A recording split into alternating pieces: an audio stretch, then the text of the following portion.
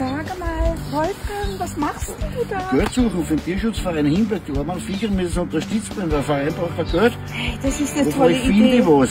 Die Sitzung ist eröffnet. Isabel, was ist los? Wieso schaust du so verzweifelt? Wir brauchen die Gehege für die Tiere, um die aufnehmen zu können. Ich habe hier die günstigsten Angebote für Hunde und für Katzen. Und wir brauchen gesamt 6.000 €. Das ist alles, was wir haben. Dann ist ja gut, dass wir schon sitzen. Wir brauchen deine Unterstützung. Der Tierschutzverein braucht Gehege. Bitte, spendet für die Tiere. Jeder Euro hilft. Auf geht's, Leon. Gehen wir, tun wir was, machen wir was.